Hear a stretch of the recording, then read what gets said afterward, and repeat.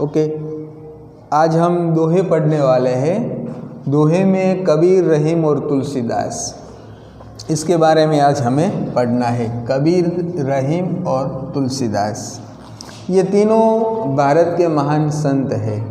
कबीर जी, रहीम जी और तुलसीदास जी। तीनों में बहुत सारा ऐसा उसका जो नॉलेज है वो यहाँ पे बताया गया है। और यहाँ पे तुलसीदास और कबीर जो दोनों है उसमें एक निगुण धारा और सगुण धारा दोनों के साथ चलती, यानी कि एक जो है कबीर वो आस्थावादी है, मगर साथ साथ वो ऐसे पत्थरों से पूजने वाले सब ये से उसको नहीं मानते हैं। वो साक्षात्कार जो हो साइंस के ऊपर ज़्यादा फोकस करते हैं। तुलसीदास जी है, वो तुलसीदास जी इस प्रकार से कार्य करते हैं जहाँ पे उसने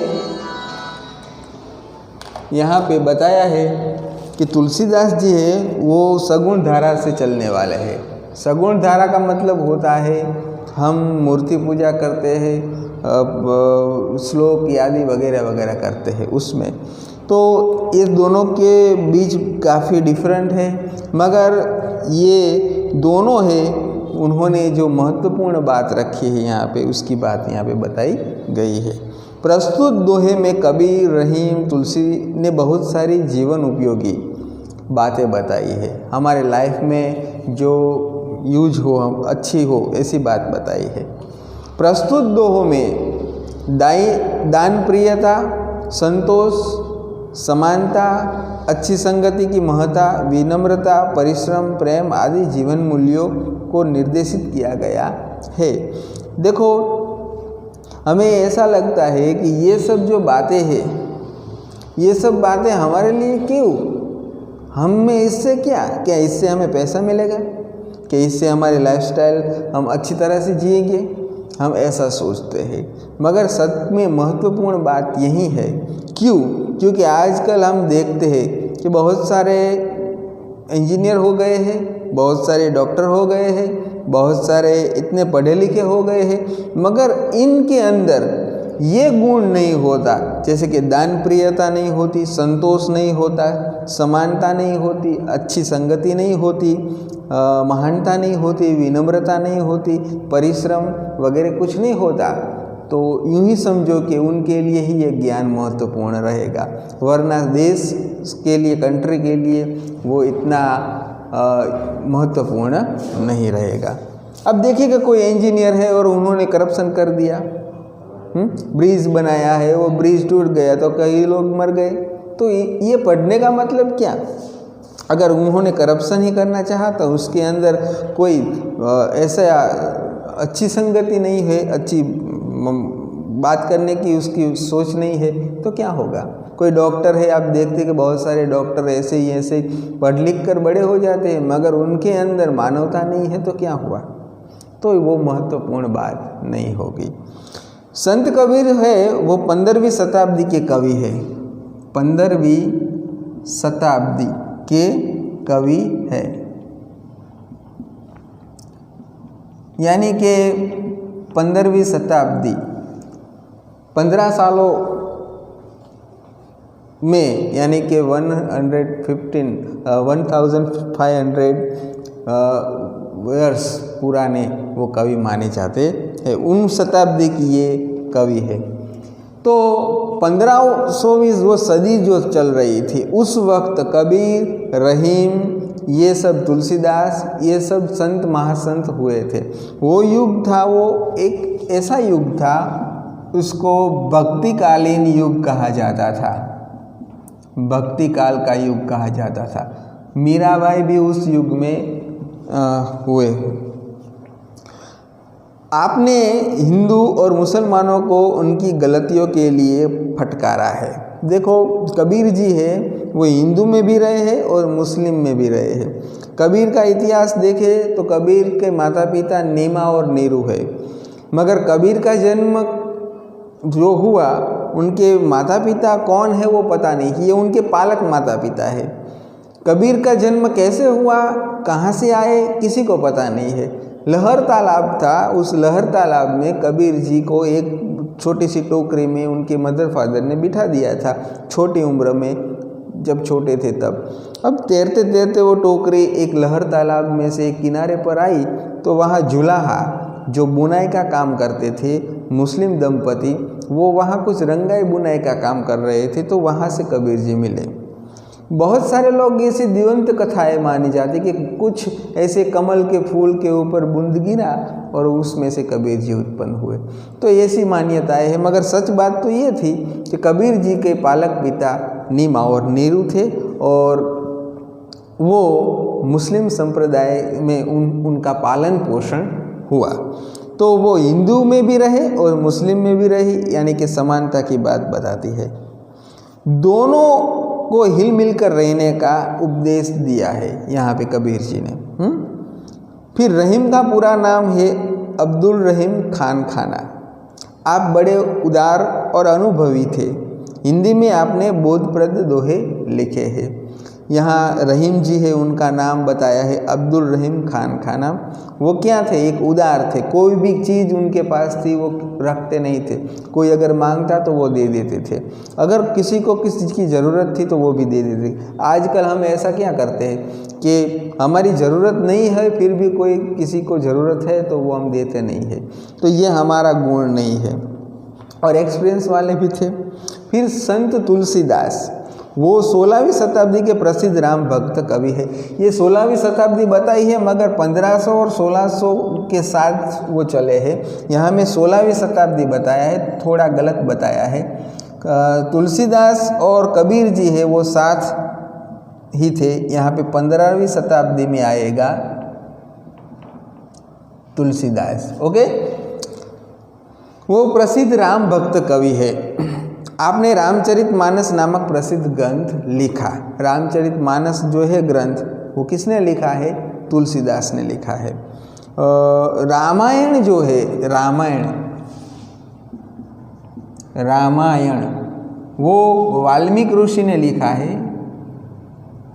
वाल्मीकि है, उन्होंने लिखा है। और रामचरितमानस ये है वो तुलसीदास ने लिखा है।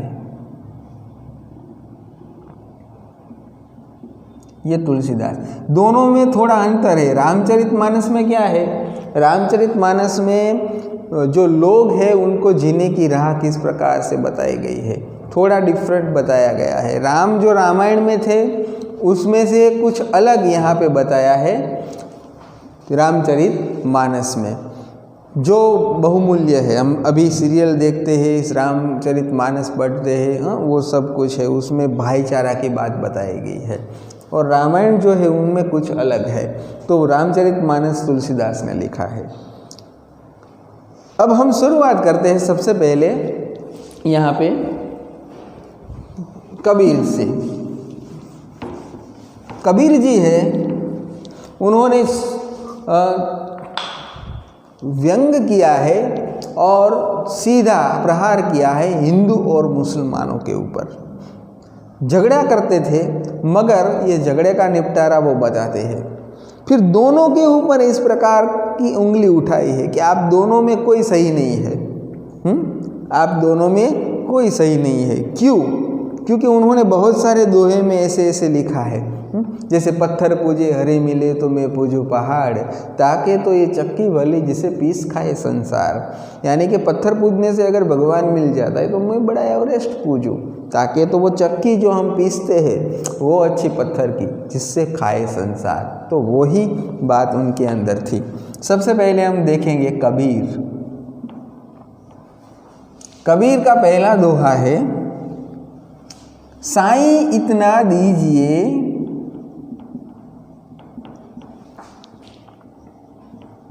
साईं इतना दीजिए जामे कुटुम समाए। देखो बहुत अच्छी बात है। मैं भी भूखा ना रहूं साधु न भूखा जाए। कबीर का पहला दोहा। साईं यानी कि गॉड, भगवान जो है, उनको कबीर जी कहते हैं कि हे गॉड, हे भगवान, इतना दीजिए जामे कुटुंब समाए।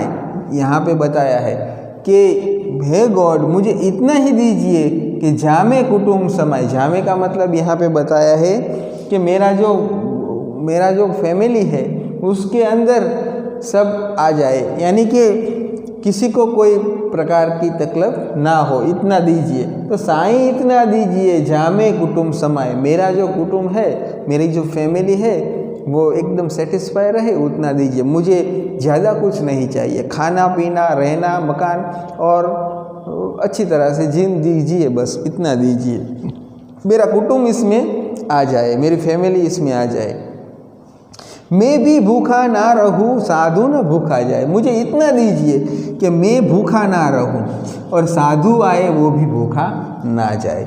अगर मेरे घर में कोई साधु महात्मा आए तो वो भी भूखा ना जाए। हमारे भारत में इस प्रकार की परंपरा है, अतिथि देवो भव।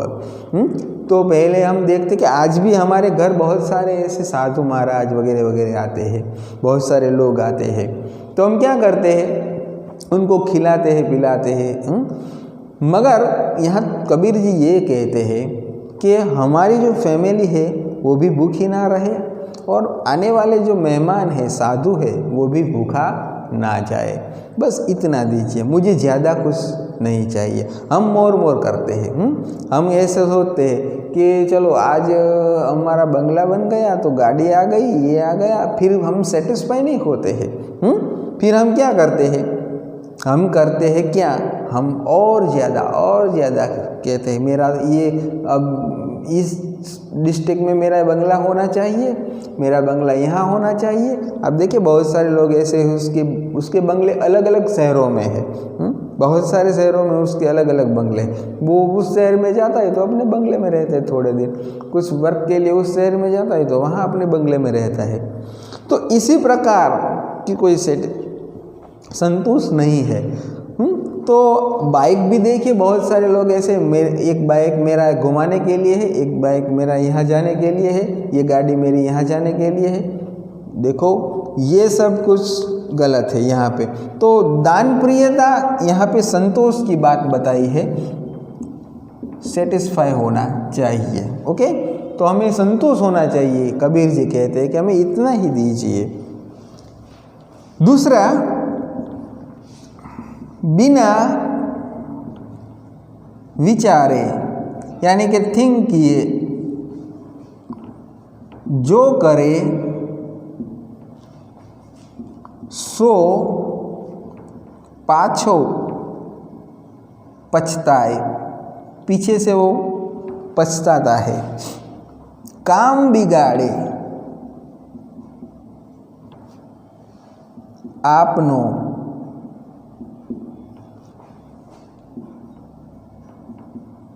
जग में होत हसाए। चलो ये दोहा बताता है कि बिना विचारे जो करे सो पाछो पछताए, यानी कि जो हम कोई भी व्यक्ति बिना सोचे जो कार्य करता है, वर्क करता है, वो पीछे से उसको पछताने की नौबत आती है।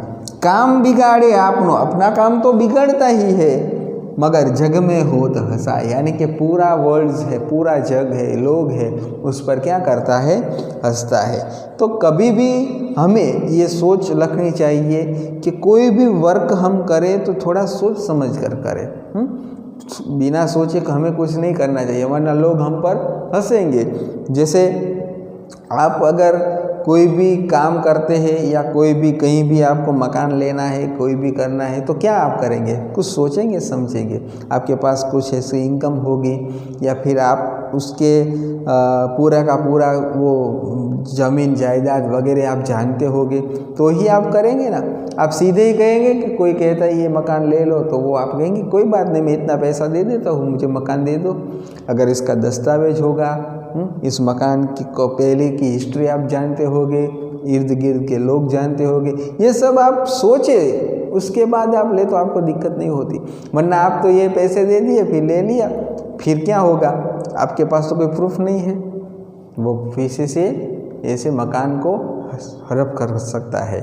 तो क्या होगा? जग लोग हंसते हैं, हंसेंगे ना कि यार तो तेरा दिमाग ही काम नहीं करता, ये तूने क्या किया। ऐसा करना चाहिए कभी नहीं। तो ये बात यहाँ पे छोटी बताती है, मैंने एग्जाम्पल दिया। तो कबीर साहब बहुत अच्छा समझाते हैं कि जो लोग बिना विचारे काम करते हैं वो पीछे से पछतावा उसका होता है। काम बिगाड़े आपनो और जग में होत हंसाए। अपना काम बिगड़ता है और जग में यानी कि पूरे लोग जो है सभी लोग उन पर हंसते हैं। तीसरा है कबीरा खड़ा बाजार में। कबीरा खड़ा बाजार में मांगे सबकी खैर, मांगे सबकी खैर, ना काहूं से दोस्ती,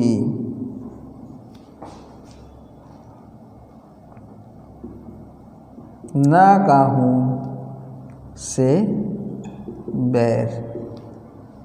ये बहुत अच्छा सेंटेंस है। कबीरा खड़ा बाजार में मांगे सबकी खैर, ना काहू से दोस्ती ना काहू से बैर। कबीर जो है वो एक बाजार में खड़ा है। बाजार, हम बाहर जाते हैं तो बाजार में बहुत सारे लोग होते हैं।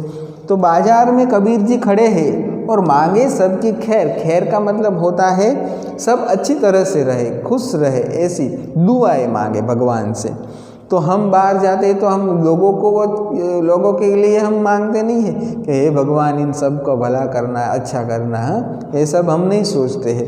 यहाँ कबीर जी ये सोचते हैं कि कबीरा बाजार में खड़ा है मगर सबकी खैर मांगता है, सब अच्छी तरह से रहे, सेटिस्फाई रहे, संतुष्ट रहे, ऐसी बात करते हैं। ना काहू से दोस्ती और ना काहू से बैर। लाइफ ऐसी जीनी चाहिए, यहाँ कबीर जी जीते हैं ऐसी, सब कुशल रहे, ऐसी बात रही है। किसी से दोस्ती भी नहीं होनी चाहिए, किसी से दुश्मनी भी नहीं होनी चाहिए। ना किसी से दोस्ती ना किसी से बैर, किसी से बैर भी नहीं है, किसी से फ्रेंड भी नहीं है। अगर फ्रेंड हो गए तो वो आपको क्या करेगा? आपके साथ आत्मघात करेगा, आत्मविश्वास जो आपका हो तोड़ेगा, विश्वासघात करेगा। है ही नहीं तो क्या प्रश्न है? अगर दुश्मन भी नहीं है तो तुम्हें कोई मरने की या मारने की कोई आपको कोई क्वेश्चन ही नहीं है। तो किसी के साथ भी दोस्ती भी नहीं है और ना ही किसी के साथ बैर। ओके, तो ये बात बताई है यहाँ पे।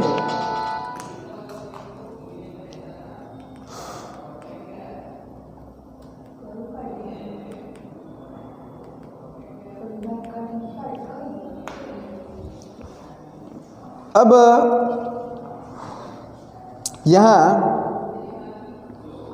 रहीम के बारे में हम जानेंगे।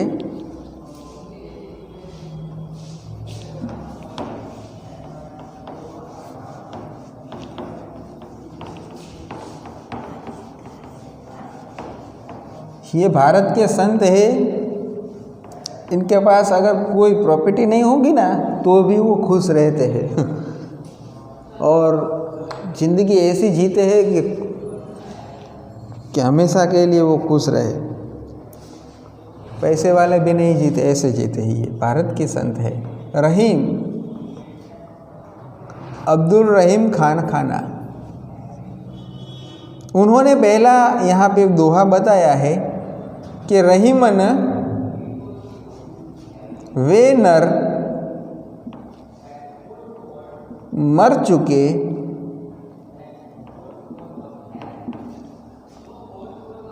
जे कहू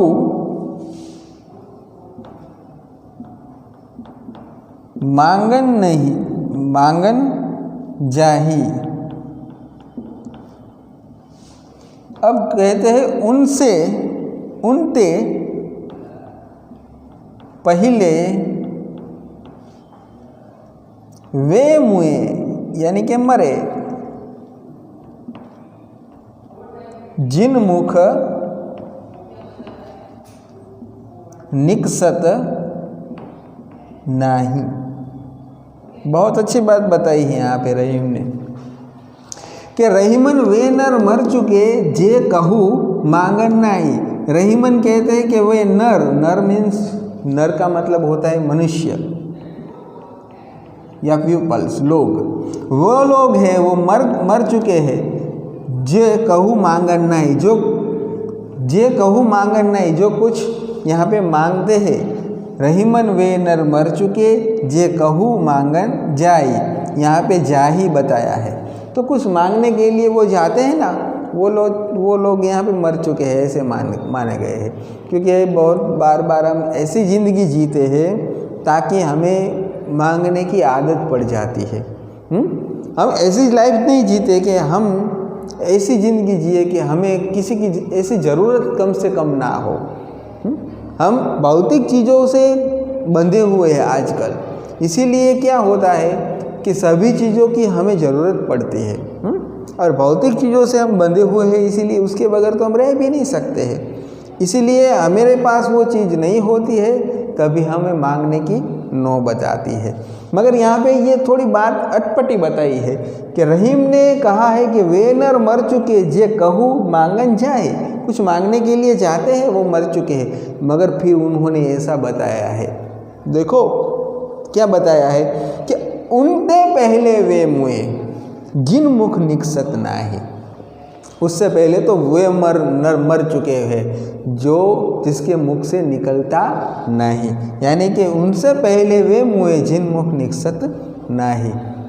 समझ में आई बात? कहने का मतलब ये है कि ज़रूरत हो तब मांग लेना चाहिए, वरना तो वो मर चुके समझ गए। क्यों?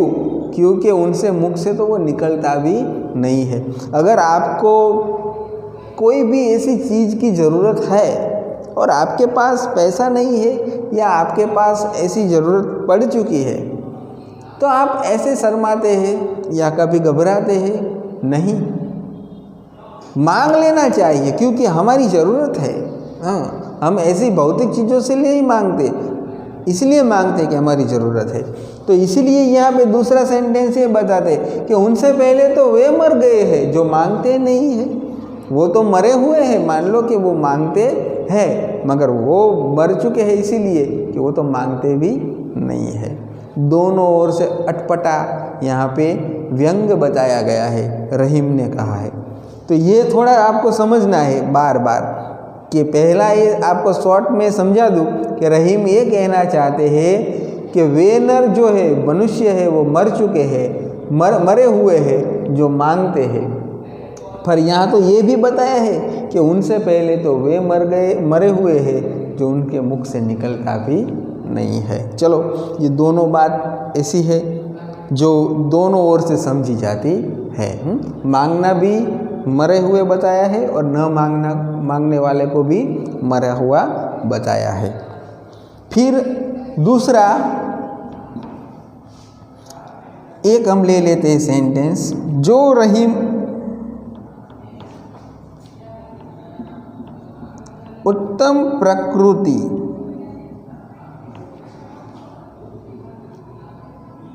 का करी सकत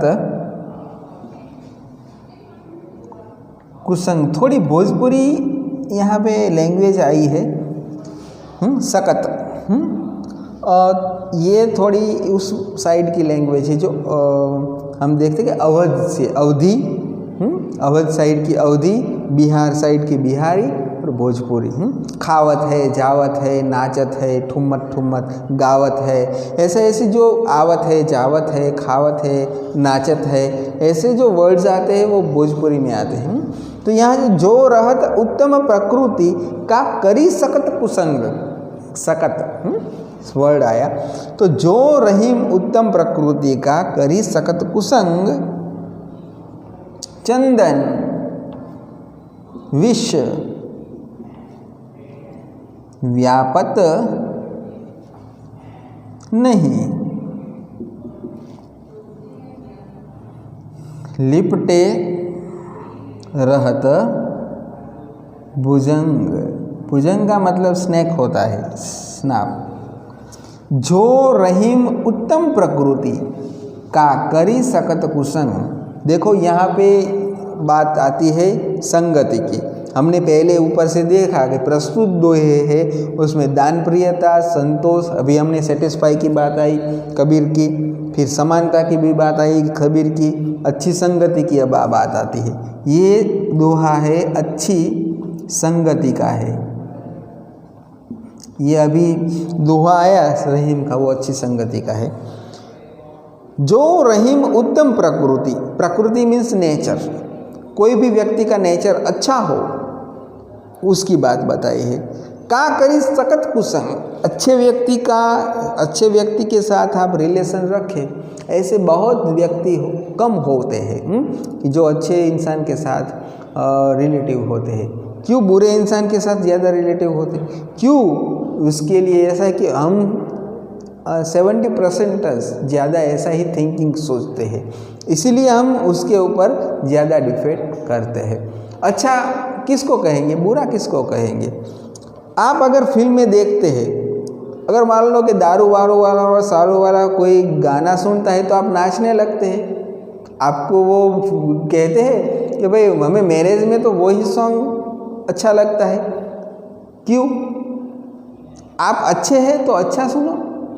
इसका मतलब है 70% लोग हैं वो बुरा सोचते हैं, और ज़्यादा से ज़्यादा वो बुरा सोचने वाला व्यक्ति होता है, उसके लिए वो उसकी तरफ एकेट होगा। जैसे हम NS वाला जो गुरुत्वाकर्षण बल वाला हम देखते हैं, जिसमें समान ध्रुव जो होते हैं उसके ऊपर अपाकर्षण होता है और असमान ध्रुव के प्रति आकर्षण होता है। साइंस वाला जो टॉपिक आता है वैसे आएगा यहाँ पे। क्यों? अब आपको हम कहते हैं कि जो पहले हमने लेसन सुना पढ़ा, कौन सा? तो हमने शास्त्री जी का लेसन पढ़ा। तो क्या आप शास्त्री जी तो अच्छे थे, आप शास्त्री जी की तरह रहना चाहेंगे? नहीं। गांधी जी की तरह रहना चाहेंगे? नहीं। रविशंकर महाराज की तरह रहना चाहेंगे? नहीं। अरे भाई ऐसे तो कौन जिएगा, कोई लोटी पानी पिएगा, ऐसे रहेगा, थोड़े से ज़्यादा वस्त्र पहनेगा, छोटी सी कुटिया में रहेगा, नहीं चल कर जाना है, ये तो नहीं होगा हमसे। चलो अच्छी संगति की बात आ रही नहीं आती। तो जो रहीम उत्तम प्रकृति का है, क्या उसके साथ कोई रिलेटिव कर सकता है? मगर देखो यहाँ पे चंदन विष व्यापत नहीं। चंदन विष, चंदन का वृक्ष आपने देखा है, विष का मतलब पॉइजन, व्यापत नहीं यानी कि उसके साथ जुड़े हुए हैं फिर भी लिपटे रहत भुजंग, लिपटा यानी कि जो स्नेक है उसके साथ जुड़ा हुआ होता है, फिर भी चंदन में जहर नहीं आ सकता। ओके, तो आप देखते हैं कि चंदन के वृक्ष में स्नेक जो है वो उसके ऊपर लपेटा हुआ है, मगर उसके साथ रहने के बावजूद भी क्या चंदन विष वाला बन जाता है? नहीं, चंदन तो चंदन ही रहेगा, उसके अंदर विष नहीं आता है। और भुजंग है, भुजंग स्नेक है, उसके अंदर चंदन भी नहीं आता, मगर डिफरेंट इतना है कि चंदन है वो उसको थोड़ी शांति देता है। तो अच्छे व्यक्ति हमेशा के लिए सबको अच्छा ही प्रेरित करते हैं। तो ये जो हमारा सेंटेंस है वो समझाता है दोहा कि जो अच्छे प्रकृति वाले व्यक्ति होते हैं वो हमेशा के लिए सबको अच्छा ही प्रेरित करते हैं। समझे? जैसे सांप जो है चंदन के साथ लिपटा हुआ है, फिर भी चंदन जहरीला नहीं बन गया, वो तो चंदन ही है, और चंदन की वजह से सांप को भी थोड़ा यहाँ पे शांति मिलती है। तो अच्छे व्यक्ति के साथ संगत करो, वो हमेशा के लिए आपका अच्छा ही सोचेंगे। ये यहाँ पे ये प्रकृति वाला लेसन बताया गया है। ओके, प्रकृति वाला सेंटेंस है, यहाँ तक हम रखते हैं। ओके।